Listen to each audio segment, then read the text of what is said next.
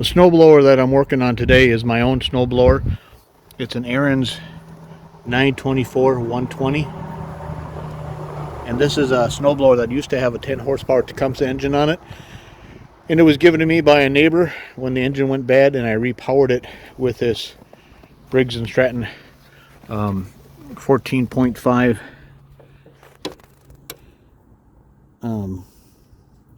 torque snow series engine.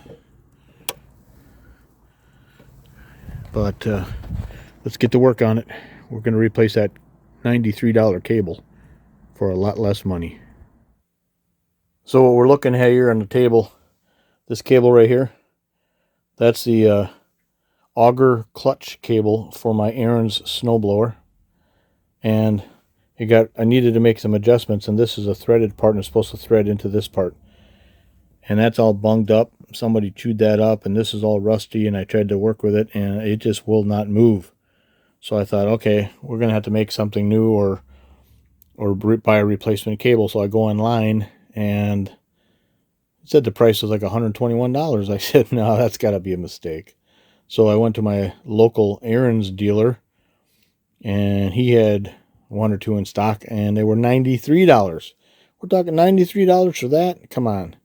They're going to stay in stock with him. So I decided I could make my own.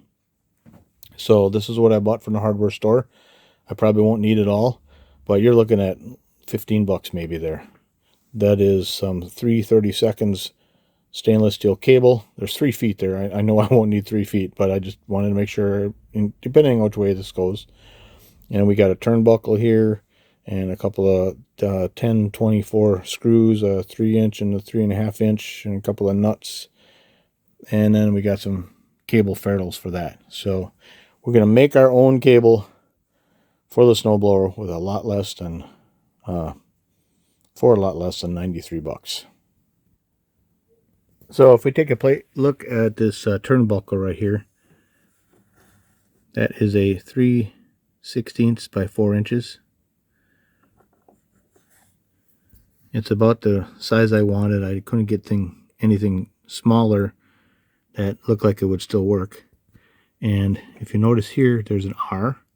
That's a right-handed thread. And this is L for left-handed thread. So let's focus on the right-handed thread. This thread in there is a 1024, and that's what this bolt is. And that's why I got the bolt, is because we're going to remove that hook and replace it with this thing, because I'm going to reuse this spring, but I'm going to put that bolt inside that spring so it sticks out like this. So first thing I have to do is get this bolt out of that spring. So I just have a cheap little hacksaw here. My bolt cutters aren't available at the moment, so let's cut this off. Alright, so I finally got it apart, and just this little tiny head was in there. So my plan is now I have a 3-inch and a 3.5 inch screw. I think 3-inch might be plenty.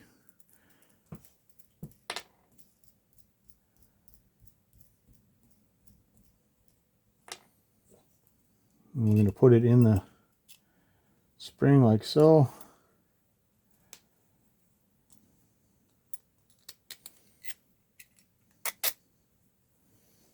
There we go. And then we'll put the locking nut on it. And then we'll take the right-handed hook off the turnbuckle.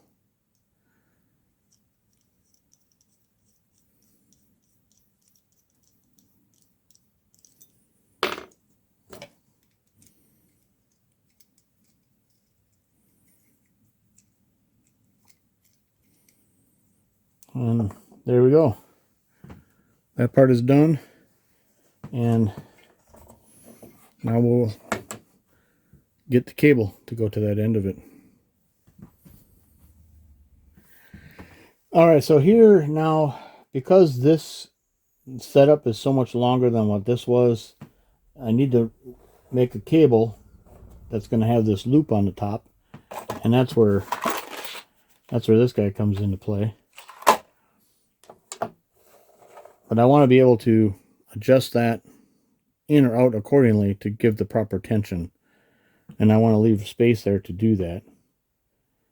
So, guess I'm just going to have to play around. I'm going to measure this cable, play around with it, and make a new one and see about what size we come up with. So this is 3/32 diameter stainless steel cable. I got a kit here that's 3/32, and we've got sleeves and the stop and the thimble and so on and so forth. So first thing I'm going to do is to make a loop in the cable like so. So I'm going to, don't go that way, clean up that end, slide it through one side of this. I clean up that end a little bit more.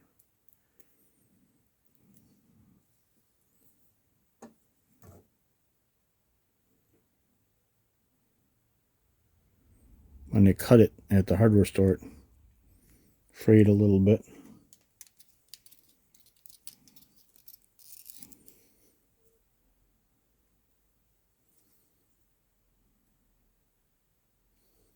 How's the other end look? You know what? The other end looks a little bit better. We're going to use that. And I bought 3 feet. I know that's way more than I'll need, but it was 99 cents a foot. And whatever. So I'll put that in there. And you make a loop. And you feed it back in to the other side, like so. And then you take this bit,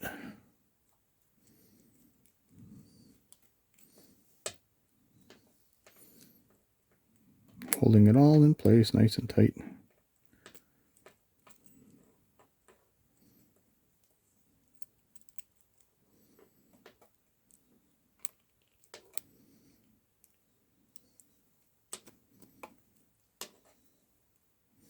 Oops.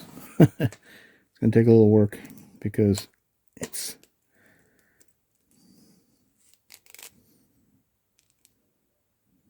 got to make sure there's enough of a tail sticking through here.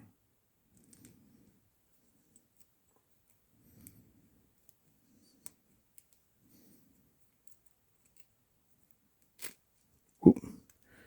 All right, well, you get the picture.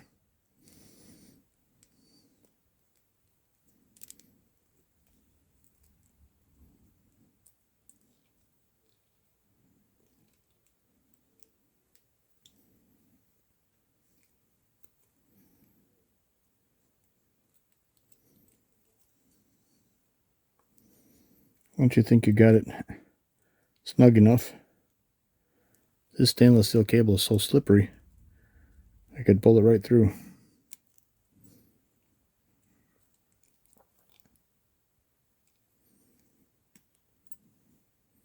And then you need to crimp this.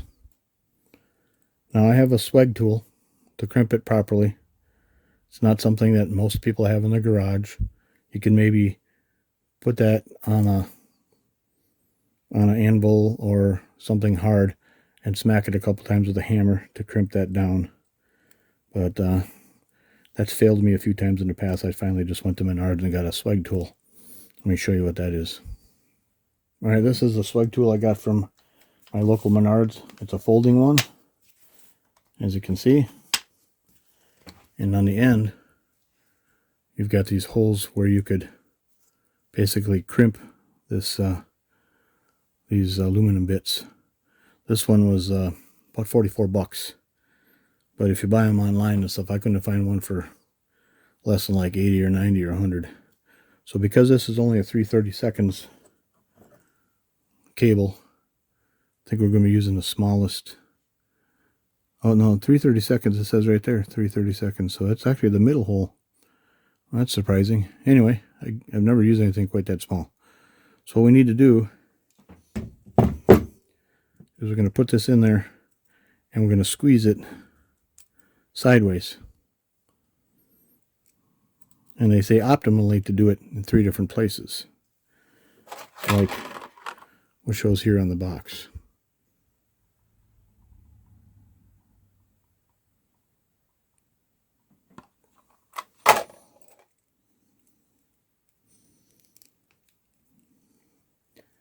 Still, the trick is to keep this tight while I do it.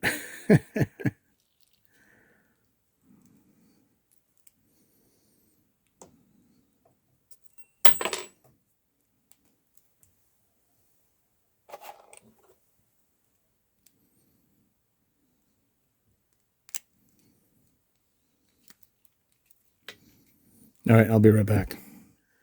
All right, I got squeezed as tight as I can with my fingers. I'm trying to hold it there while I get it in this swag tool.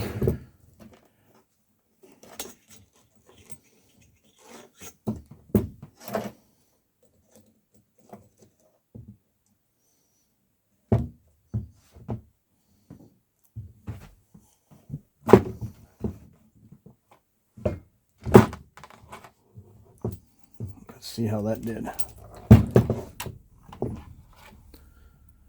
All right, so that's the first crimp. Now I'll try to do it 2 other times.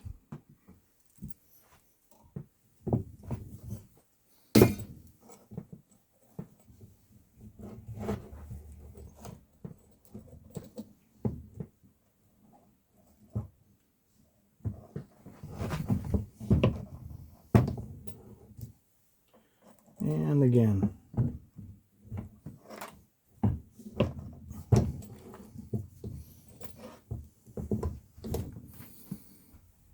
And there it is. Now it won't come out. So now what I need to do is to figure out how long I want this and do it again on the other end.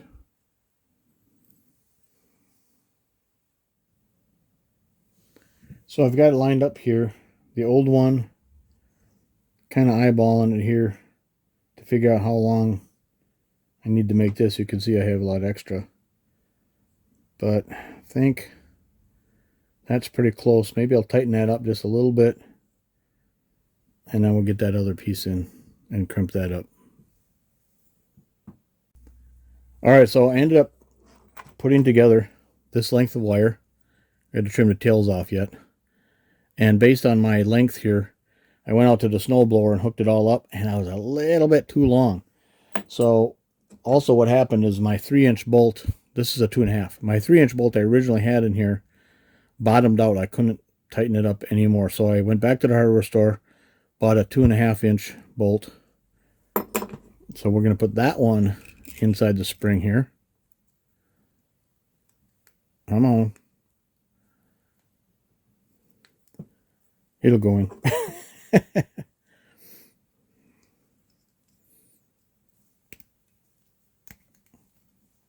Got a slightly bigger head. There we go. So 2.5 inches now instead of 3. So I want to go back out to the snowblower and make sure it all works.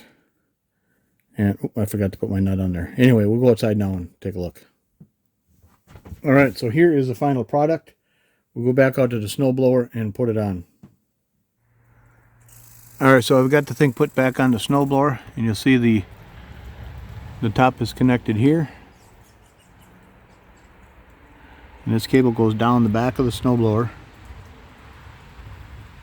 There's a turnbuckle, and it attaches to that. So what happens then is when you pull this lever down to engage the auger, it lifts up on that. And I'll show you what that does over by the belts. Alright, what I'm doing is I'm taking this cover off over the belts. I've already taken the screw out on the other side. It's a 3/8 inch bolt.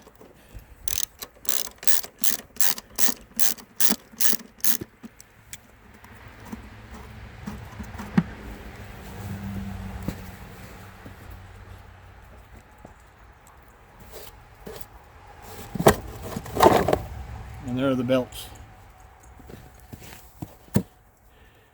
That is the drive belt for the wheels and the auger.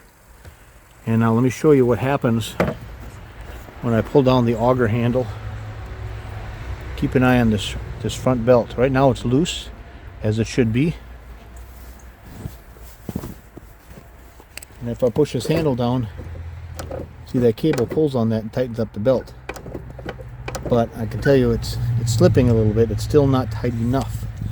So let's go back here by this cable.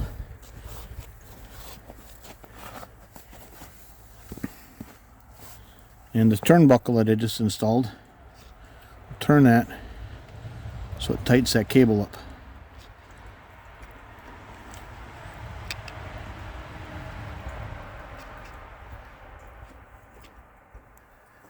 We have to get it to where when we pull the cable, push the handle down, that cable tightens that belt up enough to really engage that belt.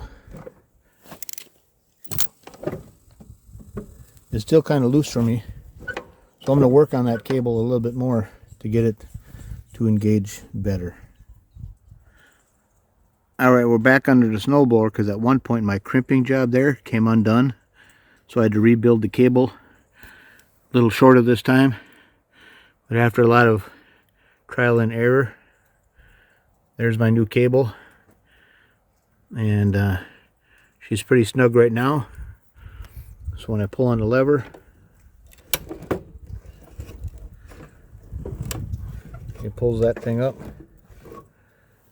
And if we go over here by the belt,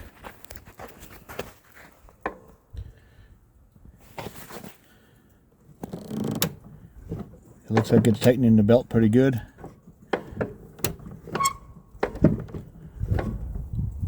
And if we need to, there's plenty to tighten up some more. But let's fire it up and see what happens.